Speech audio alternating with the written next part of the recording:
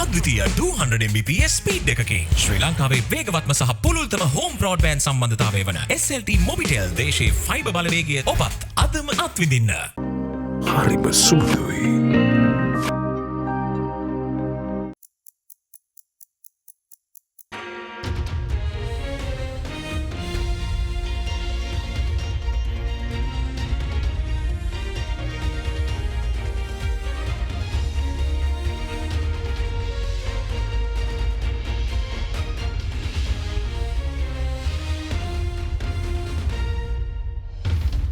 Tonight on First at 9, this Thursday the 11th of May 2023.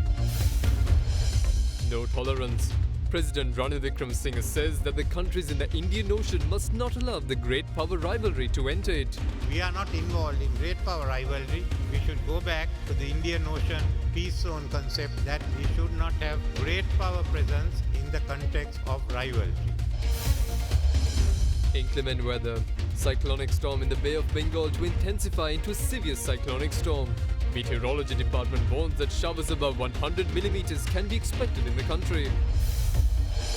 Apprehended. Police arrest private tutor over sexually abusing at least 16 schoolgirls. Alliance Finance මෙතුරු රන්නයි සේවාවෙන් රන් පවුම්කට රුපියල් 1,70,000ක ඉහළ අධිකාරම. ඔබේ විශ්වාසය දිනු සෙන්සුරයින් දැන් ළඟමැති ෆාමසියෙන් ලබාගත හැක. From AdaDerana, this is AdaDerana First at 9 with Andrew Bernard. Live from Studio 24 in Colombo. A very good evening and welcome to AdaDerana 24's English News. Now, President Ranil Wickremesinghe has stated that the countries in the Indian Ocean must adopt its Indian Ocean Peace Zone concept, especially Sri Lanka, in order to avoid a division within the Asia-Pacific region due to the power struggle of the great powers. Speaking during an event in Colombo, the head of state said that Asia has never been divided but has to make difficult choices as the effects of Ukraine war seep into the Indian Ocean region. He further emphasized for the need to strengthen the ASEAN in the coming decades and the importance of following the principles of the Bundang Conference and the Panchasila of the ASEAN. The 50th anniversary of the Bandaranaike Memorial International Conference Hall was held in Colombo yesterday under the patronage of President Ranil Wickremesinghe. We find America and China are both trying to determine their role in the world. US to defend its role and China as a major power trying to define its role in Asia and in the world. So it is this situation which is now highlighting tension in our region. And we again have to look at what is our foreign policy, where do we stand and what do we do. The continuing tension in Asia has been further heightened as a result of the Ukraine war. We had nothing to do with the Ukraine war. It is taking place in another part of the world. But nevertheless, that tension has come into our part of the world, where we are now being asked to choose sides. As far as Asia is concerned, we never had a divided continent. After World War II, Europe was divided between the East and the West. Again, after the Ukrainian war, Europe is divided. We have to realize and rethink our positions in this matter. And in that, I find a lot of precedent in going back to the non-aligned movement and the Bandung Conference. We should now uphold Bandung principles, which again is repeated in the non-aligned movement. We should hold clear to it and steadfast to it because it was the first gathering of Asia-African countries. It had China, it had Japan, it had Indonesia. So all those countries were Australia in this conference. So what we in Sri Lanka should do is to adhere to the Bandung principles and the Panchasila of the non-aligned movement. That is still valid for today. We have to realize that. Secondly, we also have to note of the new developments, and I have said that we will also support the ASEAN outlook on the Indo-Pacific. ASEAN plays an important role, and we must ensure that ASEAN is further strengthened in the coming decades. And the ASEAN outlook is one which also emphasizes the fact that while the Indian Ocean and the Pacific Ocean are distinct oceans but are interconnected. Now that is of value to us because Indian Ocean, the geopolitics of the Indian Ocean is quite different from Asia Pacific. We haven't got the hub and spoke system of the Asia Pacific or the quasi alliances that go on there. As far as we are concerned, we have been free of the great power rivalry so far. We should not allow that to come coming to the Indian Ocean. So we have first the Bandung Principles and the Panchasila. Secondly, the ASEAN Outlook, especially the distinct nature of the two oceans. And therefore, when it comes to the Indian Ocean, to ensure that we are not involved in great power rivalry, we should go back to the Indian Ocean peace zone concept that we should not have great power presence in the context of rivalry. So if you have these three principles, then Sri Lanka can certainly navigate its way through and work with all other countries in the Indo-Pacific, in the BRI, in the RCEP to ensure that stability is maintained in the Indo-Pacific. So we should carry out the concepts of which there's bipartisan agreement to ensure that Sri Lanka stays out of and opposes any attempt to bifurcate Asia, and we go along to ensure peace and stability in our region. Now, President Ranil Wickremesinghe says that the land-related ordinances must be amended to suit the current development needs of the country. During a discussion with the head of state, went on to say that the preparations must be made to implement a new national land policy by removing the existing obstacles in providing land for development. President Ranil Wickremesinghe extended instructions to relevant officials to amend the existing land ordinance in effect to suit the current development needs. He added that a suitable committee should be appointed to speed up the work. During a discussion at the Presidential Secretariat yesterday, President Wickremesinghe expressed his views on amending the provisions of the Ordinance of the Land Management Institutions and introducing new regulations. The President went on to say that the land-related ordinances brought at different times are not in line with the current development needs. Further, the preparation of a new national land policy by removing the existing obstacles in providing land for development was also discussed. Officials were instructed by the President on resolving the issues of the land under the provincial councils through a land commission. The President further instructed officers to prepare a report at divisional secretariat level, including details in the Grama-Niladhara divisions, the amount of land that is currently utilized, as well as the amount of land that has not been utilized. The head of state also informed officers to take necessary steps to redistribute the land acquired for government purposes, which are not utilized yet among the public.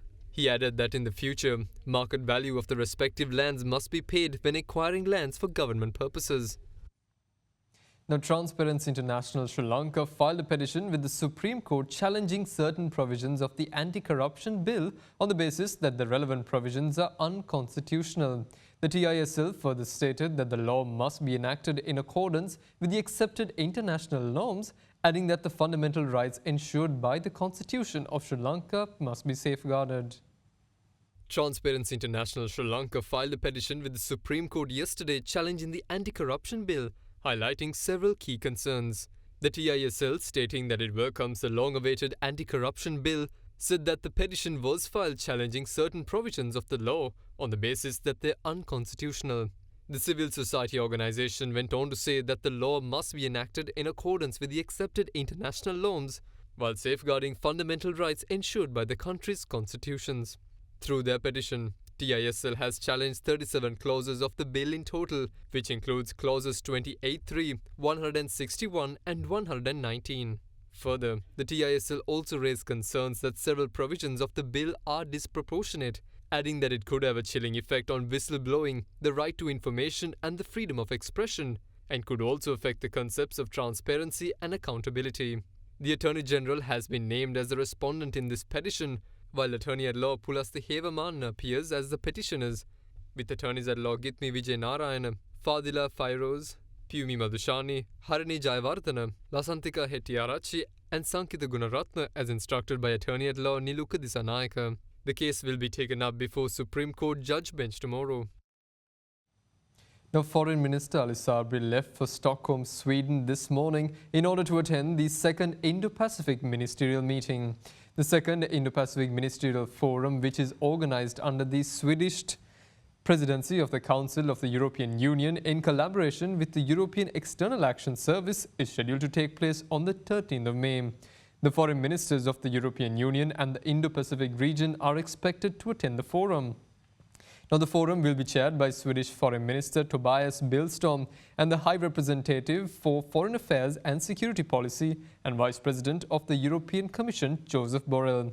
Minister Sabri will co-chair the first round of table discussions under the theme of building more sustainable and inclusive prosperity together, which is one of the 3 roundtables of the forum.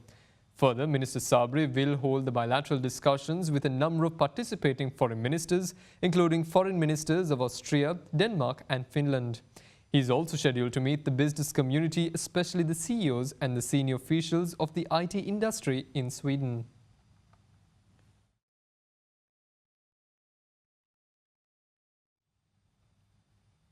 Now issuing a red alert, the Department of Meteorology today warned that the deep depression over the southwest Bay of Bengal has intensified into a cyclonic storm, which is likely to develop into a severe cyclonic storm by tomorrow.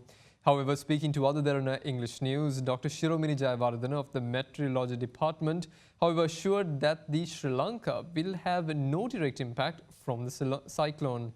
Meanwhile, the National Building Research Organization issued an early landslide warning to several areas in 8 districts in light of the most recent weather patterns. Issuing its latest warning, the Natural Hazards Early Warning Center of the Department of Meteorology stated that the deep depression over the southwest Bay of Bengal has intensified into a cyclonic storm dubbed Mocha. The department said it is very likely to move from north to northwestwards and gradually intensify into a severe cyclonic storm around midnight. Thereafter, it is likely to recurve gradually and move from north to northeastwards by tomorrow morning and intensify further into a severe cyclonic storm by tomorrow evening over the central Bay of Bengal. The department further mentioned that wind speeds will be 50 to 60 kilometers per hour and can increase up to 70 to 80 kilometers in sea areas during the next 24 hours owing to the cyclonic system.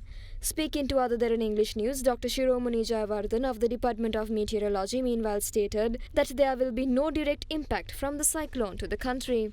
The system is likely to move towards Bangladesh and Myanmar coast by 14th May, so there is no direct impact to Sri Lanka. However, with this system, southwesterly flow will be temporarily established across Sri Lanka, bringing showers over the southwestern part, western Sabaragamuwa central provinces as well as Gol and Mathura district. We can expect showers till 14th May. With this system, strong gusty winds up to 70 kilometers per hour and very rough seas can be expected in southeast and east central Bay of Bengal. Hence, multi-day fishing community and naval communities are advised not to enter into sea areas until further notice.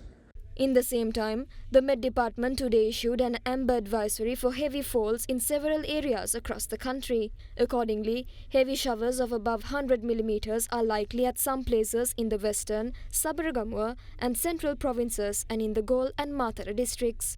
Meanwhile, taking the latest weather patterns into account, the National Building Research Organization extended early landslide warnings to several areas in 6 districts. By considering present condition of the heavy rainfall, landslide early warning message has been issued up to 6:30 p.m. tomorrow for the following areas. Warning level 2 alert amber warning was issued to Palindanuvara and Valala with the Division Secretary Division Kaltara District, Pitapedara Division Secretary Division Mathura District, Ahaligoda and Kiriyalla Division Secretary Divisions in Ratnapura District. Warning level 1 watch yellow warning was issued to Seetawak and Paduka Division Secretary Division Colombo District, LPTA, Nagoda, Yakalamulla, Nelluva and Baddegama Division Secretary Division in Galle District, Bulassingala Division Secretary Division Kaltara District, Darnigal and Yatiantota Division Secretary Division Kegol District, Kotapala and Division Secretary Division Mathura District. And we'll be back with more news right after this short commercial break. Stay with us.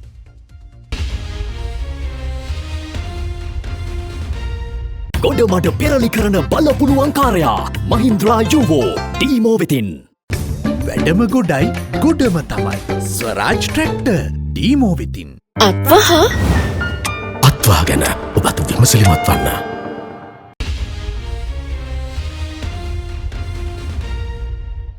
Welcome back. Now, opposition leader Sajid Premadasu, speaking in Parliament today, stated that the Parliament members need to send a strong message to the owners of the Express Pearl vessel that they cannot exploit the people of Sri Lanka under any circumstance, even though the country is facing bankruptcy at the moment. He further mentioned that the opposition party has decided to take legal action in order to aid the government in its pursuit of seeking compensation for the damage caused to the coastal line of Sri Lanka by the Express Pearl vessel. අභ්‍යන්තර ණය ප්‍රතිව්‍යුහගතකරණයකට රජය යන්නේ නැහැයි කියලා කිව්වා මාර්තු 31 වෙනිදා වෙනකම්. හැබැයි මාර්තු 31කින් පස්සේ ඩොමෙස්ටික් රීස්ට්‍රක්චරින් වලට ගිහිල්ලා තියෙනවා. මම අහන්න කැමතියි රජයෙන් ඇයි දේශීය ණය ප්‍රතිව්‍යුහගතකරණය කිරීමට ඔබ එකඟ වුණේ? චැඩ් 2015, කෝට් ඩෙලවා 2010 2012, මොල්ඩෝවා 2002, ඩොමිනිකන් රිපබ්ලික් 2005, ඉරාක් 2007, බෙලීස් 2007, සේෂෙල්ස් 2010, එක්වඩෝ 2020, මොංගෝලියා 2017.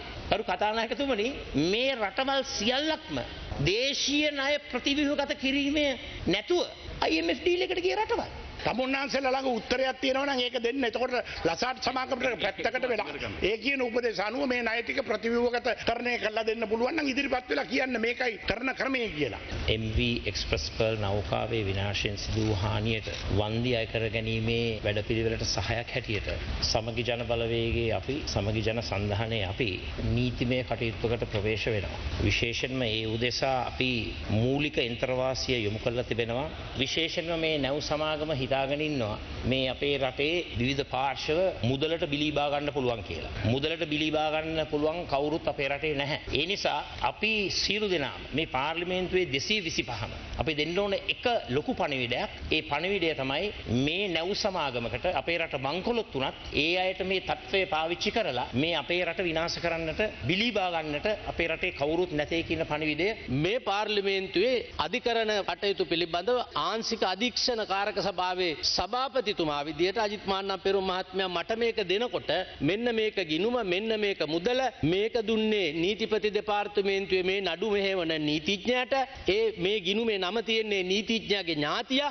ඉතින් කරු සභාපතිතුමියනි අධිකරණ මැතිවරයාට මට මේ පාර්ලිමේන්තුවේ ආංශික කාරක සභාවේ සභාපතිවරයෙක් එහෙම තොරතුරක් දුන්නම මා කළ යුත්තේ කුමක්ද? මා කළ යුතු දේ තමයි මම CID එකටයි පොලිස්පතිටයි ඒ තොරතුර ලබා දුන්නා. Now, a 30-year-old maths tutor wanted over sexually abusing 16 female students was arrested earlier today. The suspect was arrested when he surrendered to the Kaluthara Divisional Bureau for the Prevention of Abuse of Children and Women to give a statement. According to the police, initial investigations have revealed that the suspect had committed a grave sexual abuse to a 12-year-old girl as well. A 30-year-old private tutor accused of sexually abusing at least 16 schoolgirls in Kaluthara was arrested this morning. The suspect was arrested today when he arrived at the Kaluthara Divisional Bureau for the Prevention of Abuse of Children and Women to record a statement.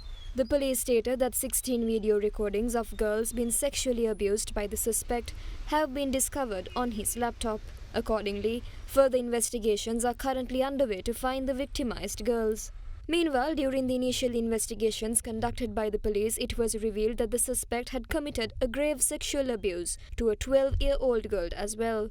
The incident was brought to light after the private tutor's wife filed a complaint with the Kaluthara North Police, alleging that her husband is involved in extramarital relationships. It is reported that the complainant had found a bunch of video recordings of her husband sexually abusing the schoolgirls after she went through his laptop. Meanwhile, the police urged the parents and the victimized girls to come forward and file complaints against the tutor with the Kaluthara Divisional Bureau for Prevention of Abuse of Children and Women without any reluctancy. Accordingly, parents of 3 girls who were allegedly sexually abused by the suspected tutor had filed complaints against him. Now, investigations into the recent suspicious death of a 16-year-old girl in Kaluthara have been handed over to the Criminal Investigations Department. Accordingly, the police stated that the relevant investigations were handed over to the CID on instructions of Inspector General of Police C.D. Vikramaratne. On the 6th of May, the naked corpse of a 16-year-old girl was found near the railway line in Kaluthara after she reportedly fell to her death from the 3rd floor of a 5-story hotel in the area. Meanwhile, earlier today, the wife of the hotel owner was arrested on account of failing to properly check the deceased national identity card before accommodating her at the said hotel.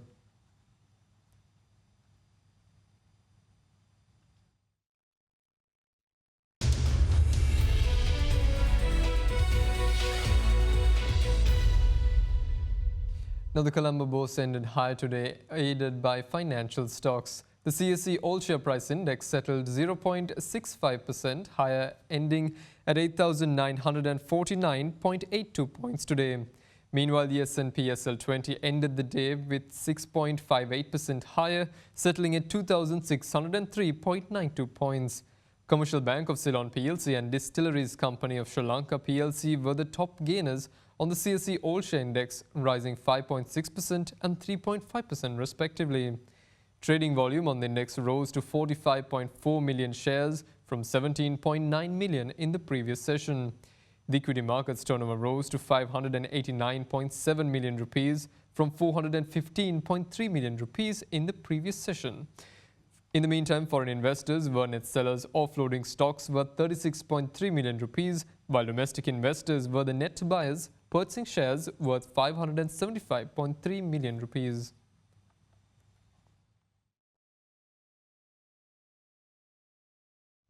Now let's take a look at how the Sri Lankan rupee traded against the other major currencies during the day.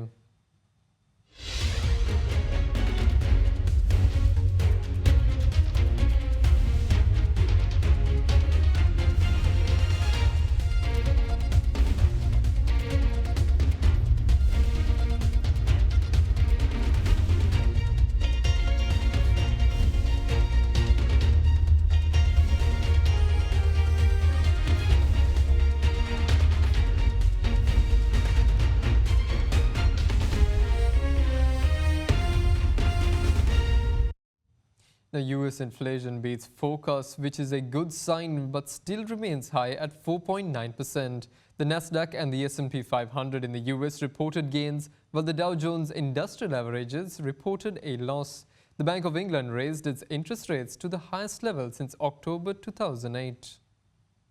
Prices in the United States are still rising but at a slower pace. The Nasdaq Composite recorded a 1.04% gain yesterday following a cooler-than-expected Consumer Price Index report. The S&P 500 added 0.45% and the Dow Jones Industrial Average inched downward by 0.09%. Consumer prices in April rose 0.4% for the month and 4.9% from a year ago, which is slightly lower than the estimate of 5%. Core CPI rose to 0.4% for the month and 5.5% from a year ago, in line with expectations. The Bank of England delivered a 25 basis point rate hike to 4.5% as expected, increasing rates for the 12th consecutive meeting as the central bank tries to control inflation. In the meantime, Hong Kong's Hang Seng Index closed with little changed, slipping 0.05%, while the Hang Seng Tech Index gained 1.43%.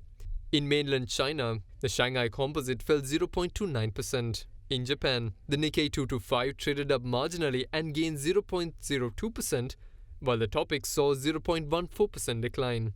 South Korea's Kospi closed 0.22% lower and the Kosdaq saw a larger loss of 0.63%.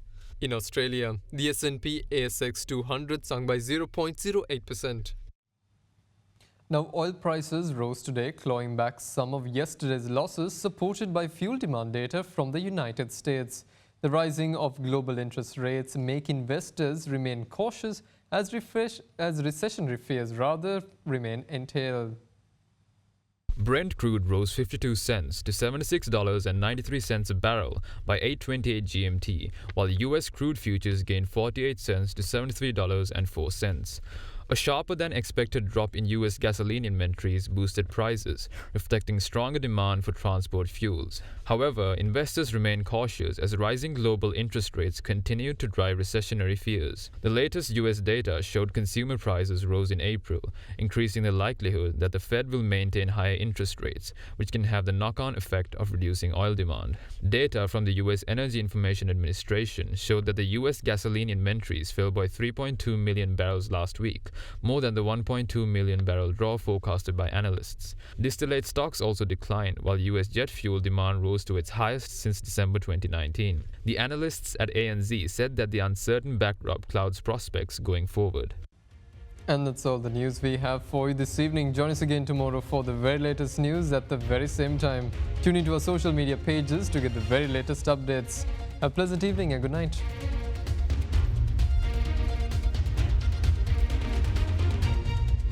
For news and information you can trust 24 hours a day, visit AdaDerana.lk.